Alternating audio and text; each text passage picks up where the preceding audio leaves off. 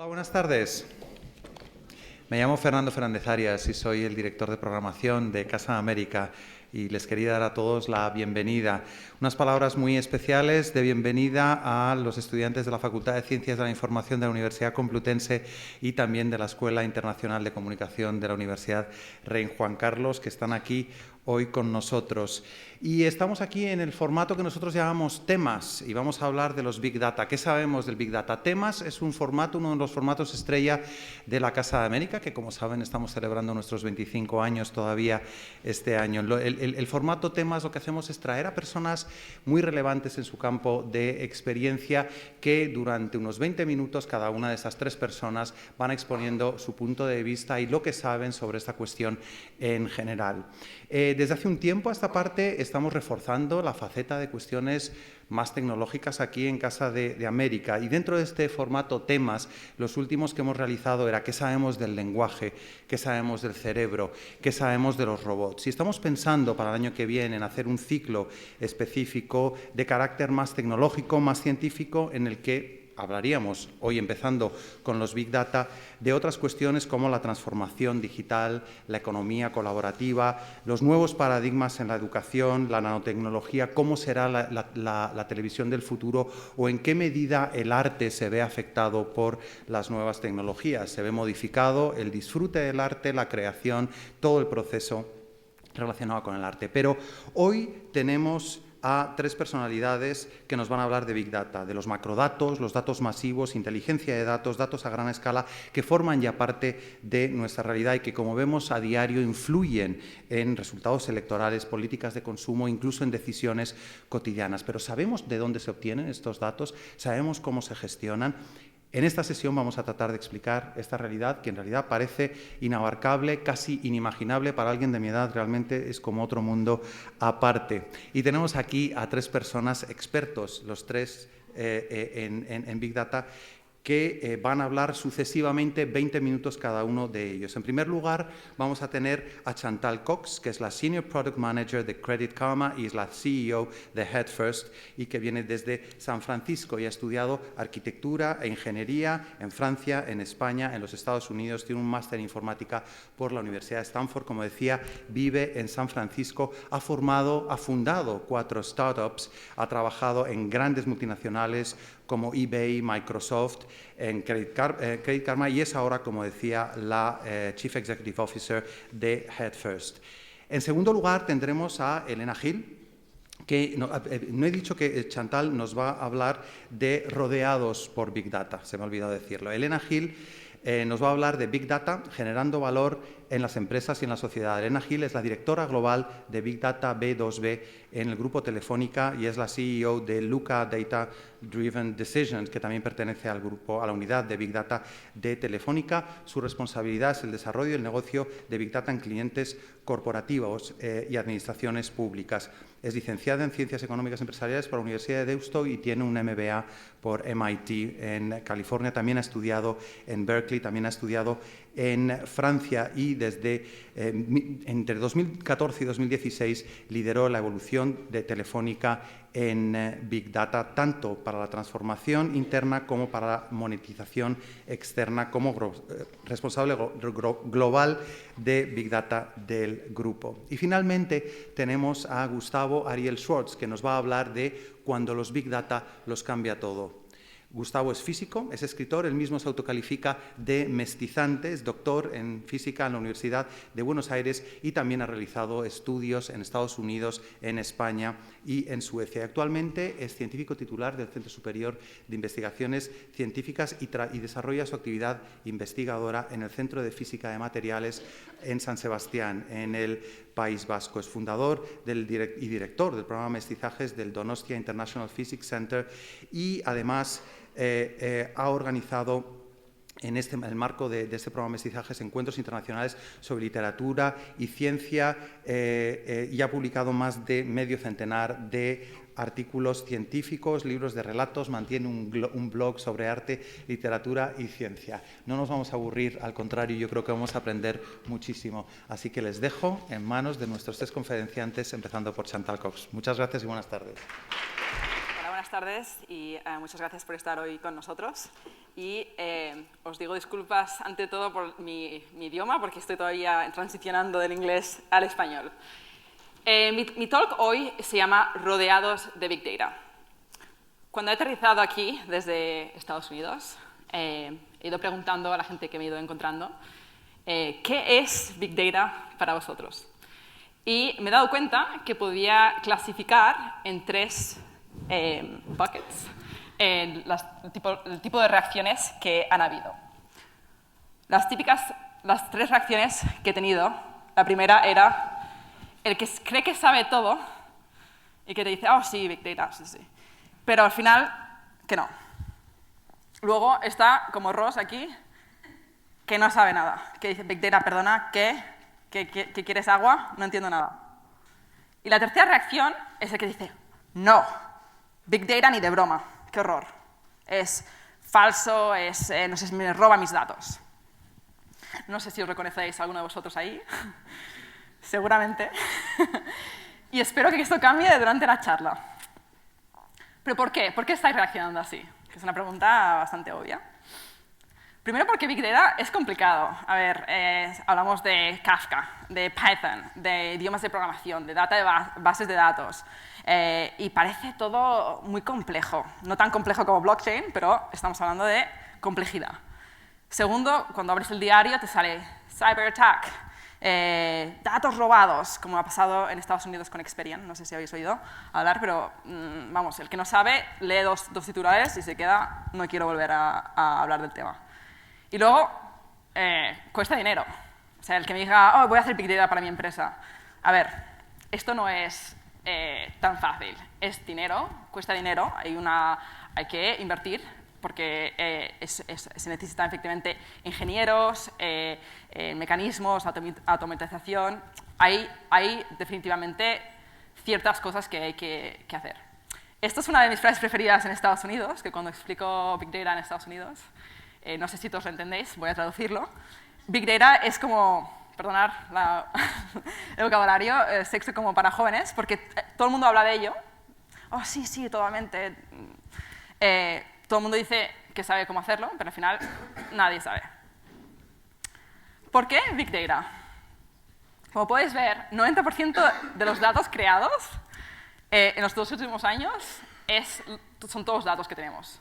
O sea, imaginaros todo de antes, nada. 90% es lo que hemos creado. Y estamos únicamente aquí. O sea, imaginaros cuántos datos vamos a crear.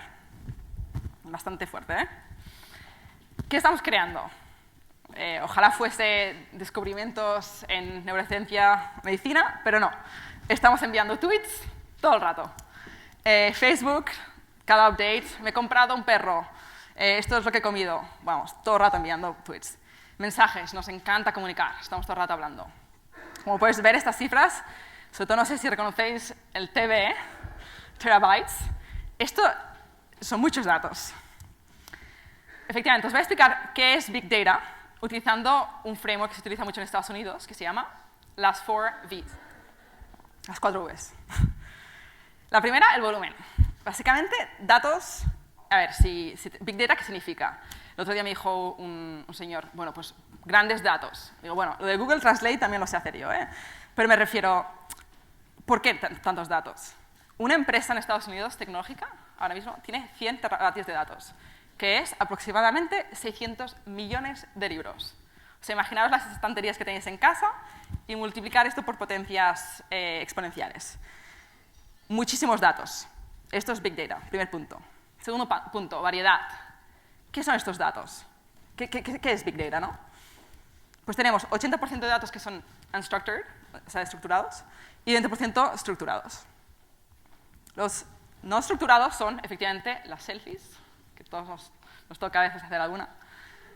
Algún mensaje, ¿verdad? Cada vez que enviamos un mensaje, todo esto es Big Data. Vídeos de gatos. Sabéis que los vídeos de gatos en YouTube es lo más de lo más. La gente le encanta pasarse horas mirando YouTube vídeos. Lo veo en mi oficina, que entro en la sala y todo el mundo sacándose la pantalla de los gatos. El audio, que aunque no tengamos un teléfono así, pues seguimos. Todo esto es un Big Data. Pero luego también tenemos el 20%, ¿no?, de la estructura, y esto es la complejidad, digamos, ¿no?, de todos estos datos, de cuando llegan y los ponemos en la base de datos, pues aparecen todos estos datos organizados y pueden llegar a ser trillones de columnas. Trillones. La velocidad. Cuando tú escribes un mensaje, si tu madre te contestase 5 días después, esto no sería tecnología tampoco. La velocidad, tenemos 20 billones de conexiones de red. Que estos números, o sea, para haceros una idea, estamos todos enviando mensajes, supongo que algunos estáis escribiendo a vuestros amigos ahora mismo, posteando una foto. Todo esto está pasando en tiempo real, y si tardase 4 horas en subir una foto en Facebook, esto no sería demasiado divertido. ¿Y quién está creando todo esto? Sois vosotros. O sea, aquí tenemos un ejemplo de Big Data. Estáis todos pendientes de salir de aquí, enviar un tweet. He estado en una talk, he hecho algo esta tarde, no solamente trabajo de dormir. Y aquí llega el punto que dice, bueno, esto es un autor muy famoso, no sé si lo conocéis aquí en España, pero dicen, ¿qué queremos? Las empresas dicen, ¿qué queremos? Datos. ¿Cuándo los queremos? Ahora, como locos. ¿Pero por qué los queremos ahora? Y ahí es la cuarta la cuarta V que aparece, la V más importante que yo llamo. ¿Qué hacen con todos estos datos las empresas? Coleccionan, los ponen en una estantería, los guardan y dicen, no, es que tengo más datos que tú. Pues no. Por sí solos, los datos, la verdad es que no tienen mucho valor. Lo que es importante es el valor que extraemos de estos datos. Empecemos por el valor para las empresas, que es un poco el más obvio, ¿no? Unos ejemplos, por ejemplo, es cómo la gente pasa tiempo, ¿no? Gracias a todos los datos de la población, podemos identificar, no sé si lo veis aquí, pero cuántas horas se duerme, por ejemplo, de los 25 a los 44 años siendo una mujer y trabajando, ¿no? Y se pueden crear todas estas medias que si no tuviésemos Big Data, aparte que tuvieses a alguien escribiendo y con la calculadora suma y pasándose años haciéndolo, no podríamos hacerlo. Lo mismo aquí, ¿no? Con patrones de vuelos en los Estados Unidos. Estas son rutas y si las analizas bien, puedes decir, oye, yo soy el CEO de Airbus, puedo decidir que la ruta esta no la quiero más porque veo que no es la marcada. Es decir, todos estos datos se pueden visualizar, es una manera de hacerlo, y te puede aportar insights. Esto también, por ejemplo, es otro ejemplo en Manhattan. Para que veáis que las fotos subidas a Instagram, lo podéis ver. Esto es el Central Park. Obviamente aquí todo el mundo que va a Central Park ya tiene como objetivo sacarse una foto. Es como lo que hay que hacer. Bueno, entonces, fantástico. Las empresas nos cogen todos estos datos gratis, nos piden alguna autorización de vez en cuando, pero tampoco nada del otro mundo, y los guardan a gran velocidad. Fantástico. Pero nosotros, ¿qué sacamos de ello? O sea, si leemos la slide de antes, pues parece que nos están robando. Voy a coger ejemplos de Friends, que no sé si todos vosotros, mejor me he americanizado mucho. Espero que todos sepáis quién es una serie muy conocida en Estados Unidos. Entonces, voy a explicaros los beneficios de Big Data de nosotros, a través de estos personajes. Cuando Phoebe iba al supermercado a comprar comida de gato, pues ella únicamente identificaba las latas por pues dónde está, el precio, y del otro lado la empresa pues no tenía las whiskies, o como se whiskas, perdón, whisky no. Gatos, whisky no. Pues no sabía muy bien qué identificar. Pues hoy compro esta, mañana la otra, pero más o menos todo un poco random, ¿no? Gracias a Amazon, ahora pueden determinarte, si decides comprar comida de gato, te sale este mensaje, ¿qué puedes comprar si comes comida de gato? Pues las latas también, a lo mejor lo de la arena, customers, o sea, clientes que han comprado esto también han comprado lo otro, es decir, tienes mucha más información que antes. En el supermercado, aparte de que le preguntes a la señora, oye, ¿qué es lo más común que la gente compra? No tienes ni idea. Es más, tienes fotos. Hay gente que hasta saca fotos de sus gatos o se sacan selfies, todo tipo de monstruosidades que he visto yo cuando estaba haciendo alguna foto para poner aquí. Y nada, comentarios. O sea, realmente tenemos el sistema de ratings, reviews, que nos permite a nosotros comprar con mejor conocimiento. Pero, obviamente, esto no solamente nos beneficia a nosotros, sino que las empresas utilizan estos signos que tenemos que darles para que ellos puedan recomendarnos mejores artículos. Entonces, al final, este es un ejemplo de lo que sería una aplicación de beneficiosa para las dos partes. Otro ejemplo sería Rachel. Cuando Rachel, es en los 90, esta serie es de hace unos cuantos años, pues estaba conduciendo, pues ella siempre se perdía.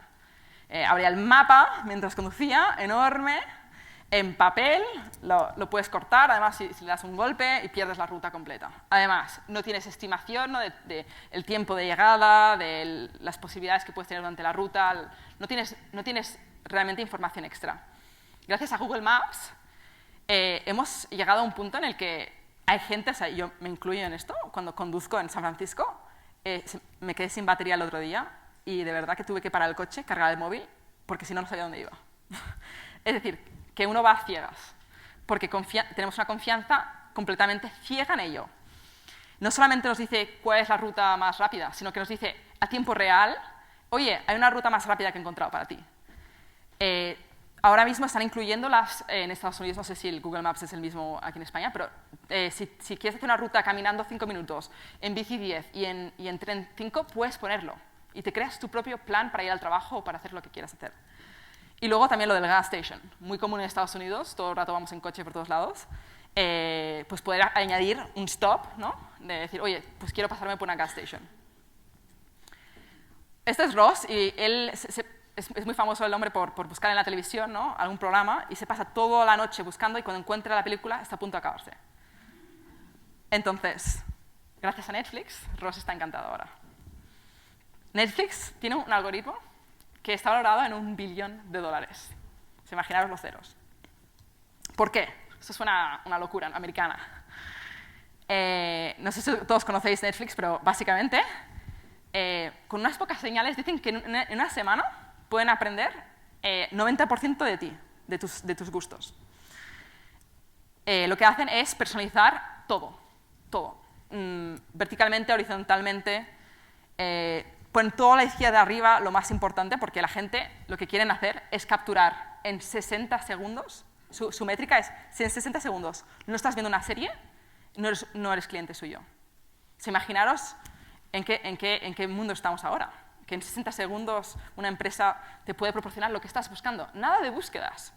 Hemos salido de la búsqueda completa en Netflix. Ya no busco, oye, ¿qué serie quiero buscar? Pues Nicolás me ha dicho de buscar tal. No, ahora es, Netflix sabe antes de que yo sepa lo que yo quiero. No solamente esto, ha llegado un punto Netflix, me reuní otro día con un ejecutivo que conozco, y me dijo, oye, ¿sabes que las fotos hasta de las películas, dependiendo de qué películas has visto tú, por ejemplo, si te gusta mucho Brad Pitt, como a mí me gusta, pues me pone Brad Pitt en todas las portadas. Entonces solo veo Brad Pitt. Cualquier película que me aparece, Brad Pitt. Y por ejemplo, House of Cards, sé que hay mucha polémica al respecto, no me voy a entrar en ello, pero el tema es que el hombre la serie la ha patrocinado Netflix. O sea, imaginaros, una empresa tecnológica patrocinando series. Y sabían con exactitud al 100%, dicen, que la serie iba a ser exitosa antes de sacarla. ¿Por qué? Porque tenían un algoritmo de predicción que les decía, a este punto político de las elecciones de Trump va a ser fantástico porque vamos a tener este personaje que es uno de los favoritos en Netflix, y lo vamos a poner en política y va a ser el boom. Efectivamente, ha sido el boom. Y esa es una lección que aprendí muy rápidamente en Estados Unidos, que la pongo por aquí también, que es, en España cuando trabajé aquí tenía la impresión de que muchas veces lo que el jefe diga, ¿no? Y en Estados Unidos, lo que me he dado cuenta en Silicon Valley es que lo que yo quiera o mi jefe quiera no importa nada. De hecho, no tenemos casi opinión. Lo que importa son los usuarios. ¿Qué es lo que ellos quieren? Y Netflix lo aprendió perfectamente. Hasta el punto de que el Total Daily Viewing Time, que es de cuánto tiempo al día los americanos miran la tele, y no os asustéis, es de media en el 2012 de una hora y media, perdona, y el 2015, 16, 5 horas y media. Os dejo que os haga la pregunta, ¿es eso bueno o malo? Pero bueno, os podéis decir que por lo menos para la empresa están encantados. Y la cantidad de series que están viendo, bueno, como podéis ver, la densidad es bastante brutal, ¿eh? La gente está mirando mucho la tele. Otro ejemplo, Rachel, cuando ella viajó a Nueva York, después de estar de viaje, estaba buscando hoteles, con la guía, porque en los 90, cuando buscabas un hotel, ibas con una guía de papel, buscando, ok, pues voy a ir al Hilton a ver cuántos hoteles hay en Madrid, tal. Pues ahora Joel le dijo, bueno, ella no encontraba ningún hotel, y Joel le dijo, te puedes quedar en mi sofá. Entonces, ahí al lado de la pizza. Gracias a Booking.com, que todos conocemos, De hecho, Booking.com me asustó el otro día, porque cuando venía a Madrid, de hecho, es que no puse Madrid en Booking.com, y me apareció, Chantal, we see you're interested in Madrid. Y yo, ¿perdona? Y fue un momento de decir, sí, claro, pero no estoy buscando hotel, ¿eh? O sea, estaba buscando para mi presentación. Y entonces me estaban recomendando hoteles, y dependiendo de mis gustos, porque sabían en las últimas reservaciones que hice, pues me decían, oye, pues este tipo de hotel. Y me quedé, bueno, blanca. No sé si positivo o negativo, blanco. Entonces, lo del tema del filtro, utilizan filtros, y no solamente esto, me he dado cuenta que los precios cambian por navegador. Si vas con Internet Explorer, se piensan que eres un poco más pobre. Es un poco como el tema del iPhone, y os lo digo como pequeño tip, que lo voy diciendo por aquí, que esto queda entre nosotros, Pero bueno, que es un tema que dices, bueno, pues es como lo de las apps, ¿no? Las apps de iPhone se tienen que pagar, las de Android no, porque claro, los Android son los pobres. Es como una lógica muy buena. Y este ejemplo, finalmente, es el de Chandler, que él, imaginaros, en los 90. Imaginaros que Friends no fuese la serie, y él está intentando buscar a sus amigos.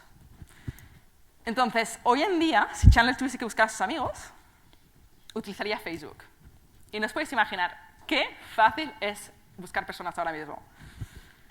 Tiene una red impresionante de Big Data, que ahora mismo simplemente subes un par de fotos tuyas y te pueden identificar y taguear a lo loco, hasta en una foto así, donde no se te ve ni la oreja. Esta es tu oreja. Te consiguen encontrar todo esto. ¿Qué más? El flashback. Ahora mismo, no sé si os ha pasado ya en Facebook, es tu cumpleaños y te aparece como un slideshow, como si fuese el final de tu vida, ¿no? Ya de, las últimas memorias. Lo de las votaciones. Y este es el punto en el que quiero llegar, que es transicionando hasta la última V, que es Facebook está influenciando las votaciones. De hecho, las votaciones en California nunca han sido tan altas desde que Facebook ha lanzado esta página de la votación, que básicamente lo que hace es que cada vez que entras en Facebook te dice, tienes que votar, hasta que lo hagas. Y además lo tienes que compartir y puedes ver todos tus amigos que han compartido, y está creando un nivel de engagement que es impresionante. Lo mismo que en Pride, está cambiando valores sociales. Es decir, yo recuerdo, tengo amigos míos que particularmente no creen en el Gay Pride, pero todos nosotros pusimos el flag de foto de perfil, y ellos también. Y ahora cuando hablo con ellos del tema, parece que la mentalidad está cambiando. Interesante. O sea, conclusión de esta parte es que al final tenemos una situación de win-win, ¿no? O sea, al principio decíamos que este Big Data asusta, complicado, no. Y ahora es, bueno, con los ejemplos que os he dado, a lo mejor podemos pensar que no está tan mal esto del Big Data, ¿no? Pero hay una última V, el de la veracidad. Y ahí es donde me gustaría como acabar la talk con un poco este pensamiento, es decir, los datos que coleccionamos, que analizamos, que los reutilizamos, hay dos maneras luego. La manera buena y la manera no tan buena, que es lo que está pasando ahora mismo con, no sé si habéis oído todos de lo de fake news. Está haciendo una repercusión que yo creo que aún no se puede ni medir. Está pasando en España, que ahora sé que tenéis un tema político complicado, ha pasado las elecciones en Estados Unidos y todavía no sabemos si ha influenciado en gran parte. Y lo peor de todo es que esto está influenciando nuestros otros amigos, Amazon, Facebook. Es decir, que en Facebook empiezas a encontrar noticias falsas.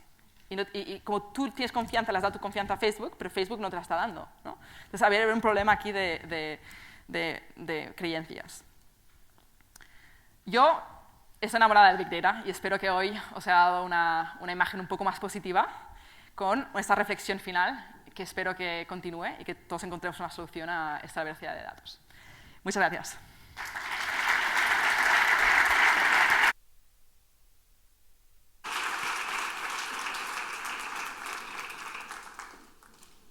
Muy bien. Hemos visto la perspectiva de qué significa el Big Data para cada uno de nosotros, y yo os voy a dar la perspectiva desde las empresas. ¿Para qué sirve? ¿En qué estamos utilizando el Big Data? Y también cómo podemos ayudar a la sociedad gracias al Big Data. Estábamos diciendo, si me pone mientras la presentación, por favor, que nuestros clientes son digitales y si miramos a cada uno de nosotros, claramente estamos continuamente conectados con nuestros móviles, con nuestros iPhones, los wearables, y lo que está ocurriendo es que está cambiando totalmente la manera en la que se comportan y las expectativas de los clientes. Por una parte, son mucho más exigentes porque están acostumbrados a través de Google o cualquier otro buscador a ver exactamente lo que necesitan. Por otra parte, ven que tienen mucho más poder a través de las redes sociales. Cualquiera de nosotros puede escribir un tweet y tiene la capacidad de llegar a miles de personas. De hecho, si os dais cuenta, cuando tenéis una queja con una empresa, lo ponéis en Twitter y enseguida os van a contestar para que no se propague. Y además, están cambiando nuestras expectativas respecto al servicio.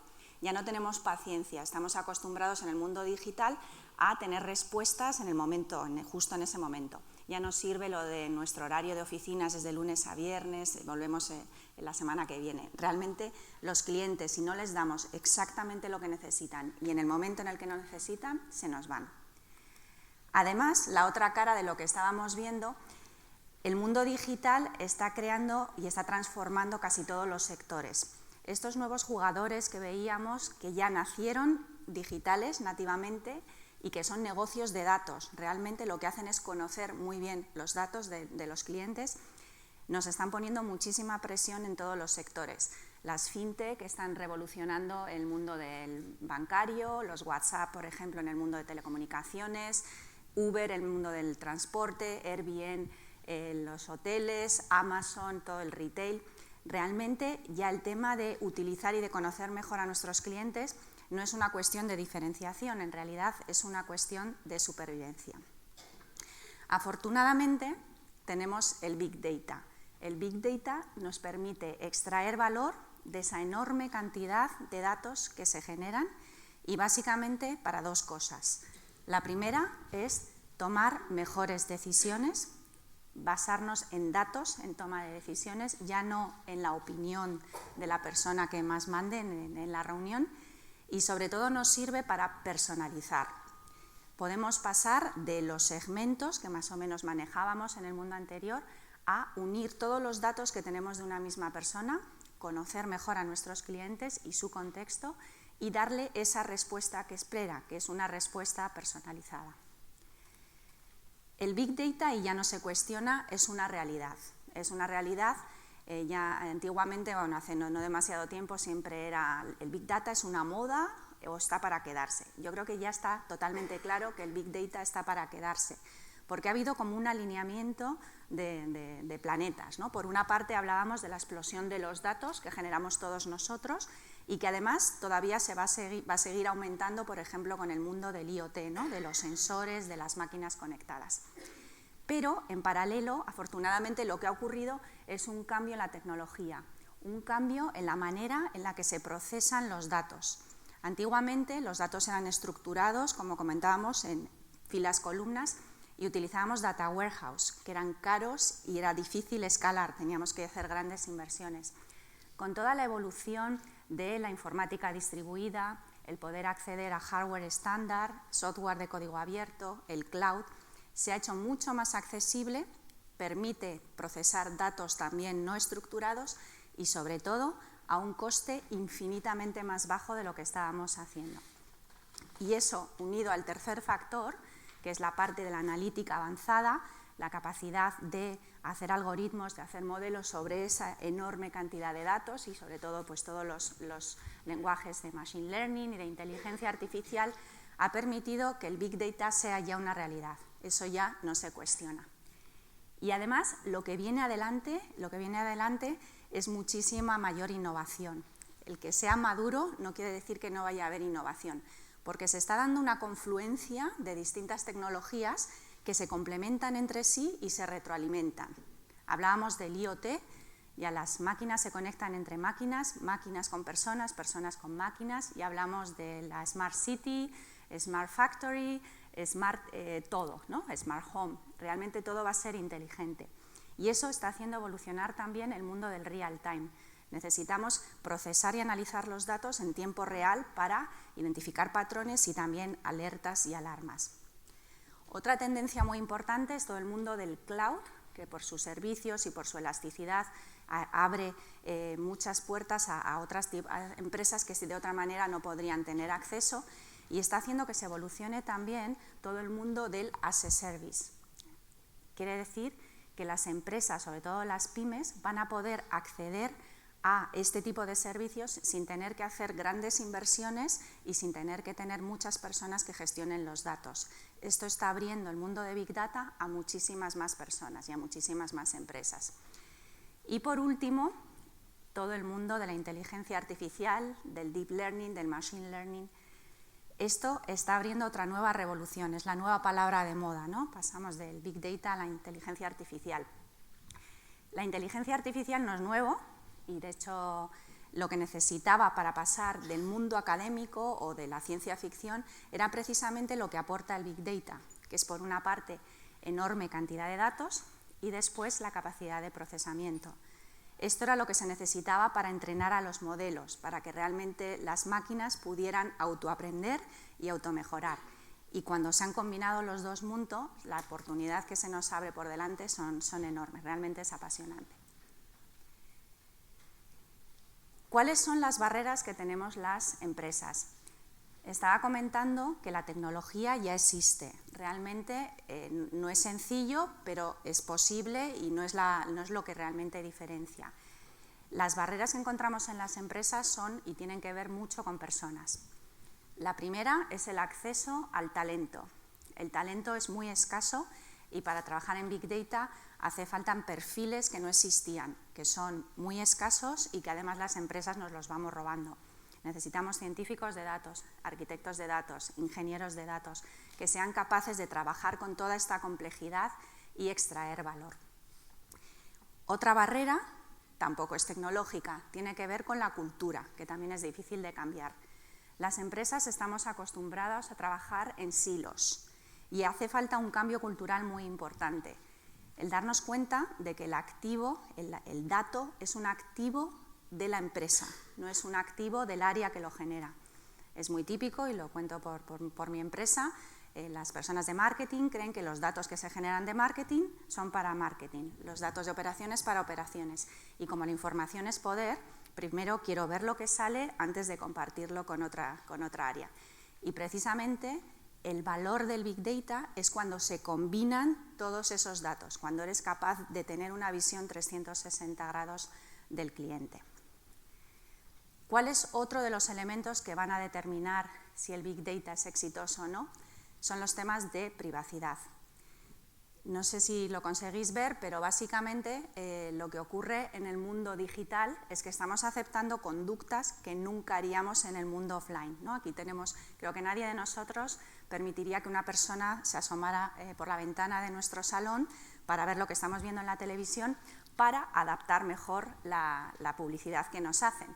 Y eso ocurre continuamente en el mundo digital. Para que esto sea sostenible, son importantes los principios que aparecen aquí. La transparencia, que cada uno de nosotros sepamos qué datos tiene otra empresa de nosotros y para qué lo utiliza.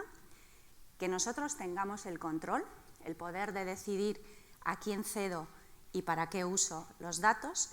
Y sobre todo, la seguridad. Esto es uno de los elementos más importantes. ¿Para qué lo utilizamos, por ejemplo, en una empresa como Telefónica? En Telefónica gestionamos muchísimos datos y que hay muchos que aparecen simplemente que se procesan en nuestras redes. Realmente el Big Data está cambiando la manera en la que tomamos decisiones en todas las áreas en las que eso os pueda ocurrir, marketing, finanzas, operaciones, pero también en otras, como por ejemplo recursos humanos. Realmente el Big Data te puede ayudar en cualquier área de la empresa. Pero donde realmente estamos aportando más valor son en los que aparecen aquí. Por una parte, todo lo que tiene que ver con marketing. Decíamos que nuestros clientes ya no esperan de nosotros una oferta promedio. Como hacíamos antes, teníamos varios segmentos y más o menos encajabas con la información que tenías. Realmente ahora lo que esperan es que les conozcamos perfectamente, les hagamos una oferta adaptada, se la hagamos en el momento adecuado y por el canal adecuado. Y eso es lo que me permite el Big Data. O que les hagamos recomendaciones de contenidos, de servicios realmente personalizados. Por lo tanto, el Big Data está realmente revolucionando todo el mundo del marketing y los aspectos comerciales. Otra área donde el marketing y el Big Data están realmente ayudando es la reducción de costes, que es algo que perseguimos todas las empresas, sobre todo en aquellos elementos donde es necesario muchísimos datos. Por ejemplo, el fraude, detección de fraude, churn. Una de las variables que más miramos las empresas es asegurarnos de que nuestros clientes no cambian de compañía. Y realmente el Big Data te permite mejorar muchísimo la detección de los clientes que tienen riesgo de irse, hacerlo antes y, lo que es muy importante, entender la razón por la que se están yendo, con lo que podemos adaptar la oferta de retención. Y hay otros ejemplos como scoring, etcétera. Realmente el Big Data permite optimizar muchísimos procesos que antes hacíamos con datos mucho más pobres y normalmente agregados. Y el último área es todo el tema de optimización. En nuestro caso, pues necesitamos desplegar infraestructura, distintas redes que son muy costosas, y gracias al Big Data podemos realmente optimizar dónde colocamos cada una de las torres o de los elementos que se trate para poder prestar un mejor servicio a los clientes y poder dar una mejor cobertura para todos. Realmente nos permite, al final, lo que se trata es tener un mejor servicio al cliente, pero también una mayor rentabilidad de la empresa. Y además, lo que podemos hacer es, con esta experiencia y con los activos que tenemos, es poder ayudar a otras empresas a seguir este mismo camino y a explotar las oportunidades que aporta el Big Data. Y por eso hemos creado Luca, que es la empresa del Grupo Telefónica que dirijo. Lo que hemos hecho es poner todos los elementos que necesita un cliente, evidentemente consultoría para elegir su mejor estrategia, capacidades analíticas, infraestructura, pero algo muy importante, también podemos apalancar los datos que tenemos de clientes para ayudarles a tomar mejores decisiones, que se basan principalmente en el teléfono celular. El teléfono celular se ha convertido en un identificador de lo que hace una persona. Creo que casi todos tendréis vuestro celular, yo lo he dejado aquí para que no haga contacto, pero el 90 y tantos % de las personas no están más lejos de 5 metros de su celular desde que se levantan hasta que se acuestan. Y esa información, cuando la tratamos de la manera adecuada, la extraemos de nuestras redes, cada uno de los eventos que quedan reflejados en nuestras redes, que son miles de millones de eventos todos los días, los anonimizamos porque realmente no necesitamos saber quién está detrás, sino simplemente que existe un punto que se comporta de una determinada manera, lo extrapolamos para que represente al total de la población y lo agregamos. Y esto nos da información que es súper valiosa comparándolo con las técnicas tradicionales tipo encuestas o descarga de aplicaciones, porque es información que primero es real, no es lo que declara una persona acordarse de lo que hizo en un momento determinado, es muy granular. Nosotros tenemos 300 millones de clientes en todo el mundo, con lo que realmente hay pocas encuestas que den esta muestra. Puedes ir hacia atrás, tienes la información histórica, no requieres ninguna acción del cliente, no es intrusivo y te permite el perfilado. Y como veis, esto respeta totalmente las reglas de privacidad, realmente es totalmente transparente para el cliente. Y con esto podemos conocer cómo se mueven los flujos de la población de un momento, de un lugar a otro. Podemos saber quién está, dónde, cuándo, cómo y por qué. Entender cómo se mueven todos los flujos de población. Y tiene muchas aplicaciones, tiene aplicaciones a los distintos sectores. Se puede utilizar en finanzas, se puede utilizar por las tiendas, los retailers, cuando quieren entender qué es lo que pasa alrededor de su centro comercial para adaptar mejor su oferta. Transporte, las administraciones públicas para decidir por dónde tienen que poner una infraestructura. El transporte, turismo, media. Realmente este tipo de análisis puede ayudar a cualquier sector a conocer mejor a sus clientes y a tener una mejor respuesta. Y además de las empresas, esta misma metodología, esta misma información puede utilizarse para mejorar la sociedad en la que vivimos. Y nosotros estamos colaborando con distintos organismos, con UNICEF, estamos midiendo la respuesta ante desastres naturales, también, por ejemplo, la relación entre el transporte y la contaminación, todo el tema de educación a través de Profuturo y la Fundación Telefónica, e incluso hemos podido predecir dónde se va a ocurrir un crimen en la ciudad de Nueva York a través del análisis de los datos y con bastante precisión. Me gustaría terminar con un pequeño vídeo que muestra cómo estos mismos datos nos ayudan a detectar y a mejorar la respuesta, en este caso en 3 eventos de emergencia que ocurrieron en Colombia. Un terremoto, y como vemos, cuando existe el terremoto, claramente queda reflejado en nuestras redes. De hecho, lo primero que hacemos cuando existe un evento de estos es llamar, con lo que queda claramente en nuestras redes. Se puede ver en el momento hasta aquí es antes del evento y después del evento, que todo quedó reflejado en las redes de telefonía y podíamos ver, según la distancia que exista al epicentro, cuánta gente estaba en cada uno de los momentos.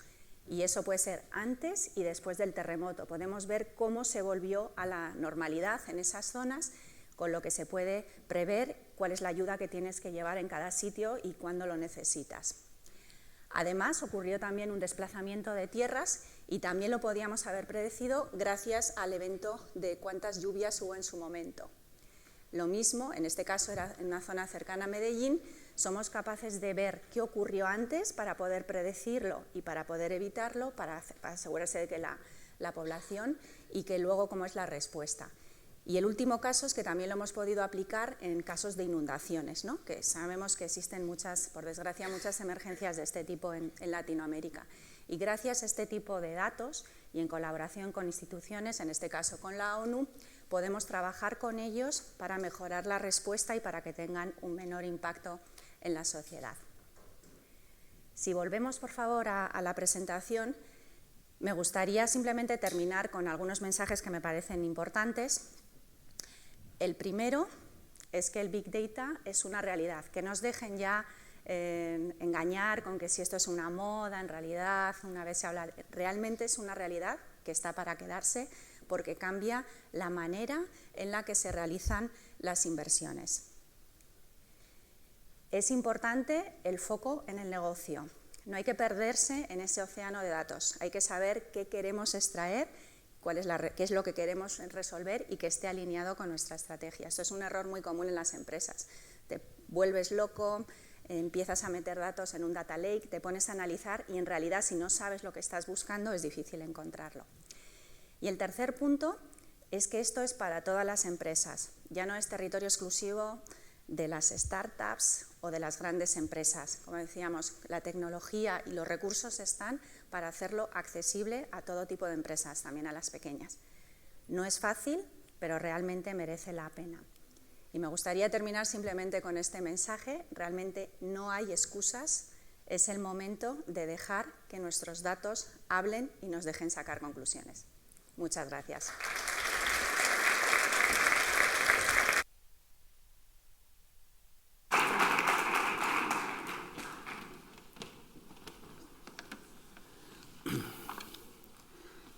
Bueno, muy buenas tardes a todos y a todas. Muchísimas gracias por estar hoy aquí. Muchísimas gracias a Ana y a Fernando y a todo el equipo de Casa América por la invitación. Es para mí un placer y un privilegio poder estar hoy aquí compartiendo con todos vosotros estas, llamémosle, reflexiones acerca de los Big Data y para qué sirven. Los Big Data lo cambian todo. Generalmente, cuando surge una nueva herramienta, una nueva metodología, en general son solo útiles en el ámbito en el que han surgido. A veces, es cierto, pueden ser útiles en un rango un poco más amplio que el ámbito en el que han surgido, pero solo muy de vez en cuando ocurre que ciertas herramientas o metodologías invaden todos los ámbitos y lo cambian todo. Y ese es el caso de los Big Data. Los Big Data proporcionan un conjunto de herramientas que podríamos denominar transversales, que ponen en contacto diversos ámbitos del conocimiento, como puede ser el arte, la literatura y la ciencia. Afectan, en definitiva, a todos los ámbitos de la cultura. Permiten no solo responder viejas preguntas que hasta ahora no éramos capaces de abordar, sino también, y quizás esto es lo más interesante, permiten formular nuevas preguntas en disciplinas muy diversas, que van desde la física de partículas hasta la sociología, pasando por la astronomía, la genética, la historia del arte o la literatura. Los Big Data constituyen, efectivamente, una nueva herramienta para estudiar la realidad y, por lo tanto, una manera diferente de comprender el mundo en el que vivimos. La introducción de los Big Data ha supuesto importantes transformaciones en muy diversos ámbitos. No solo ha transformado, como ya hemos visto recién, la industria, la manera de hacer negocios o también el ámbito científico, sino que ha filtrado, ha permeado hacia el ámbito de las humanidades. Así, por ejemplo, la crítica literaria o la historia del arte han comenzado a valerse de estas herramientas para explorar ejemplos acerca de cómo podemos utilizar los Big Data para abordar estas cuestiones. Vamos a ver enseguida algunos ejemplos acerca de cómo utilizar los Big Data en el ámbito de la crítica literaria o en el ámbito de la historia del arte. Permítanme que os cuente una pequeña historia. La gran biblioteca de Alejandría aspiraba en su momento a reunir todo el saber de su época. En el siglo III antes de nuestra era, Ptolomeo II estaba obsesionado con conservar un ejemplar de cada obra escrita en el mundo. Así, los barcos que atracaban en el puerto de Alejandría eran inspeccionados y sus libros eran confiscados. Luego eran llevados a la gran biblioteca, allí eran copiados y luego eran devueltos a sus dueños. En general, les devolvían las copias, no los libros. En la época de Ptolomeo II se cree que la biblioteca de Alejandría contaba con alrededor de 900.000 manuscritos y concentraba todo el saber del mundo conocido. 23 siglos más tarde, en el año 2004, Google lanzó su proyecto Google Books, que pretende digitalizar todos los libros del mundo. Con un espíritu similar al de Ptolomeo II, tanto en su ambición como en sus metodologías, podríamos decir, un tanto expropiatorias, Google va camino de convertir en realidad el sueño de la biblioteca total, de aquella biblioteca total de la que hablaba Borges. Actualmente se estima que ya se han digitalizado cerca de 30 millones de libros. Eso representa aproximadamente el 25% de todos los libros publicados a lo largo de la historia de la humanidad. Los investigadores de humanidades jamás habían tenido acceso a un corpus literario de tales dimensiones. En el año 2011, que visto desde ahora podríamos decir que es casi la prehistoria de la digitalización, Google ya disponía de un corpus literario compuesto por 500.000 millones de palabras. Parece mucho, ¿verdad? Es mucho, de hecho. Pero el problema de los grandes números es que en general es muy difícil hacerse una idea gráfica de cuánto representan 500.000 millones de palabras. Imaginemos que ponemos todas estas palabras una al lado de la otra, formando una oración muy, pero muy larga, con el tamaño de letra típica de un libro. ¿Cuán larga sería esta oración? Pues resulta que 500.000 millones de palabras alcanzan, más o menos, para ir y volver de la Tierra a la Luna 10 veces. Ahora sí que son muchas palabras, ¿verdad? Sin duda, se trata de una proeza informática, pero ¿para qué sirve tener tantas palabras? ¿No? ¿Sirve para algo esto? ¿Por qué es importante tener digitalizado el corpus literario? Bueno, veamos un par de ejemplos de para qué puede ser útil disponer de semejante cantidad de información. El primer ejemplo se trata de un caso particularmente interesante y tiene que ver con la utilización de los Big Data para estudiar algunos aspectos relacionados con la cultura y cómo ha cambiado la cultura a lo largo del tiempo. Hace unos años, la revista Science publicó un artículo científico en el que se analizaban diversos aspectos de la cultura a partir precisamente del análisis del corpus literario digitalizado por Google, justamente lo que comentábamos hace un momento, Y los autores del artículo denominan Culturomics a esta nueva metodología que permite de alguna manera estudiar de forma cuantitativa diversos aspectos de la cultura y de la evolución de la cultura. Culturomics permite, por ejemplo, estudiar la frecuencia relativa de uso de ciertas palabras a lo largo del tiempo. ¿Qué es lo que hacen? Es, para cada año, cuentan cuántas veces aparece cada palabra publicada, impresa, en los libros publicados ese año. Y así para todos los años. De este modo podemos analizar, por ejemplo, cómo han evolucionado algunas cuestiones de género. ¿No? Simplemente por poner un ejemplo, hacia el año 1800, la palabra men, en inglés, hombres, aparecía con una frecuencia 8 veces superior a women, a mujeres, en inglés. Eso hacia el año 1800. 100 años después, en 1900, la relación se reduce a 6. 6 men por cada woman. Hacia mediados de los años 80 del siglo pasado, ambas palabras aparecen la misma cantidad de veces en los textos publicados ese año, en inglés, obviamente, ¿no? Siempre en inglés. Y en el año 2000, la palabra woman aparece impresa 4 veces por cada 3 veces que aparece la palabra men. Este tipo de análisis es obviamente impracticable si no se dispone, por un lado, de grandes bases de datos, de un corpus literario digitalizado, y al mismo tiempo de las herramientas informáticas apropiadas. Otro hallazgo interesante que ha sido posible gracias a Culturomics ha sido el descubrimiento de lo que estos autores denominan la materia oscura léxica. Vamos a ver qué es esto.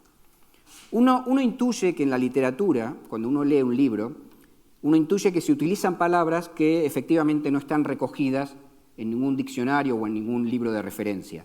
Y uno supone además que esas palabras no son muchas, será, no sé, el 2-3% del total de las palabras.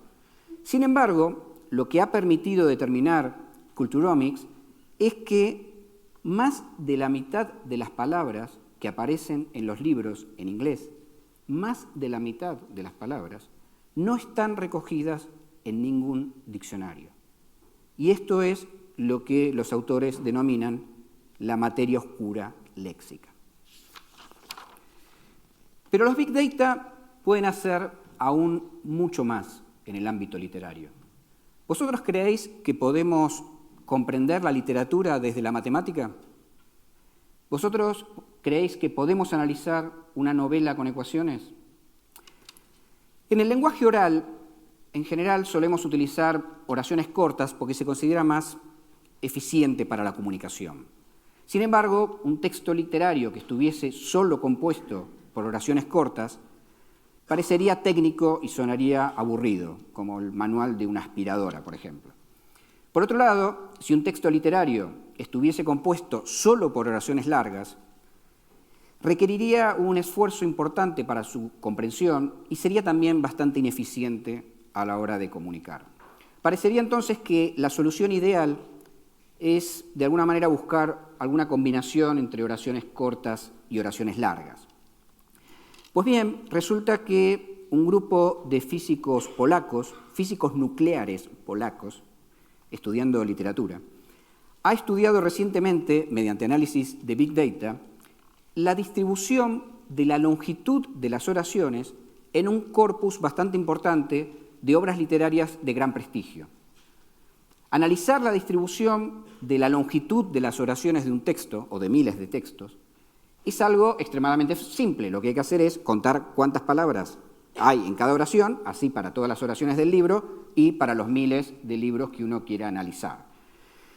Esto, que es espantosamente laborioso para una persona, es tremendamente fácil para un ordenador. Esto es efectivamente lo que han hecho este grupo de físicos polacos y lo que hicieron fue medir la longitud de cada oración y estudiar su distribución. Y el resultado muestra que el punto óptimo, desde un punto de vista estético, digamos, implica una alternancia efectivamente entre oraciones de diferentes longitudes.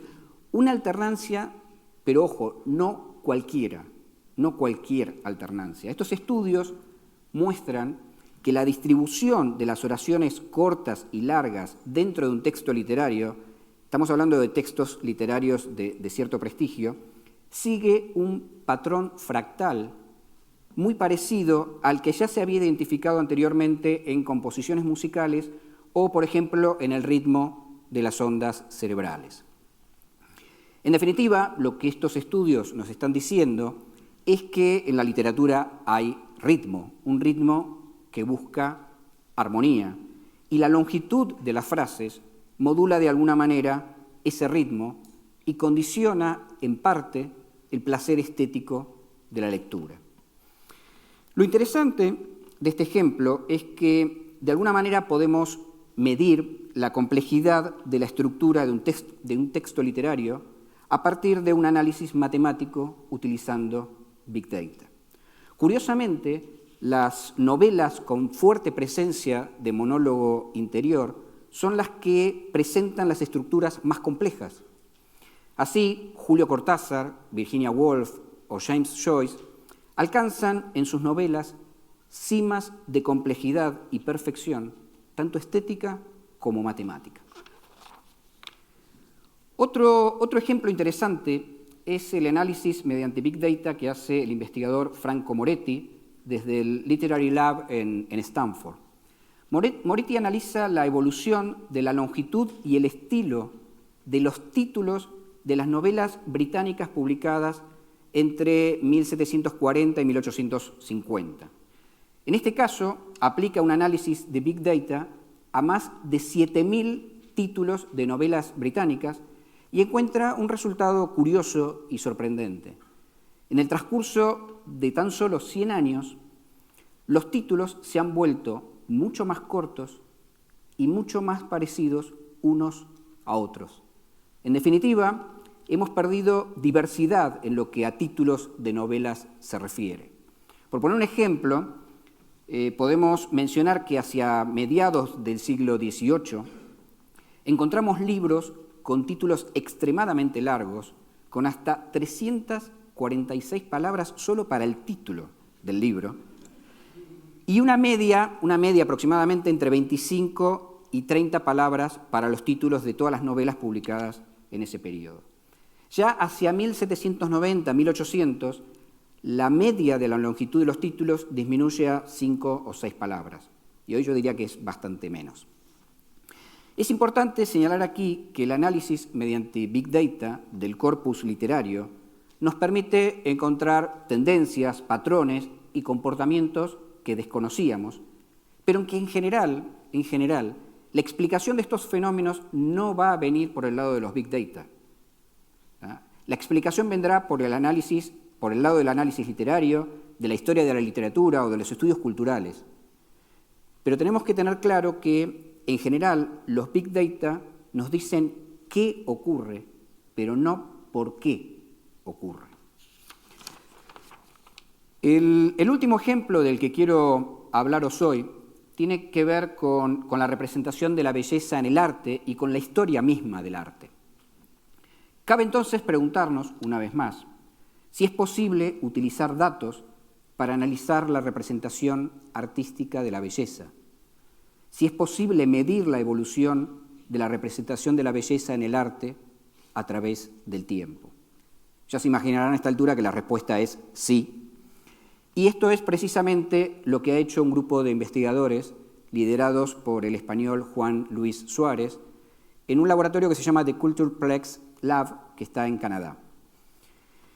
El rostro humano es el paradigma en el cual se concentra el ideal de belleza. En términos evolutivos, parece haber dos criterios cuantitativos para la determinación de la belleza de un rostro. El primer criterio consiste en determinar cuán simétrica es esa cara, de forma que la más simétrica es generalmente percibida como la más bella, y además, potencialmente, la que mejor garantiza la salud genética de sus descendientes. Esa es la primera razón evolutiva. El segundo criterio también tiene razones reproductivas y establece que solemos considerar como más bella aquella cara que más se acerca a la media de un determinado grupo. Es decir, en definitiva, la cara más común es la que nos resulta más bella. Esos son los criterios evolutivos de la belleza, de la apreciación estética del rostro humano. Una vez establecidos estos dos criterios cuantitativos para medir la belleza del rostro humano, lo que necesitamos es un conjunto de caras que comparar. De la misma manera que hemos visto que se digitaliza el corpus literario, lo propio también se hace con el corpus pictórico. De hecho, existen bases de datos con pinturas digitalizadas.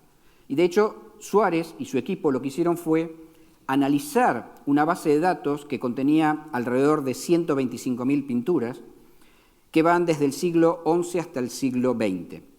Y han encontrado allí 25.000 pinturas, o alrededor de 25.000 pinturas, que contenían al menos un rostro humano, identificado por medio de los algoritmos típicos de reconocimiento de caras, como los que tenéis en vuestros ordenadores o en vuestros teléfonos. El análisis de estas obras permitió hacer algunas observaciones interesantes acerca de la representación del rostro humano en la historia de la pintura.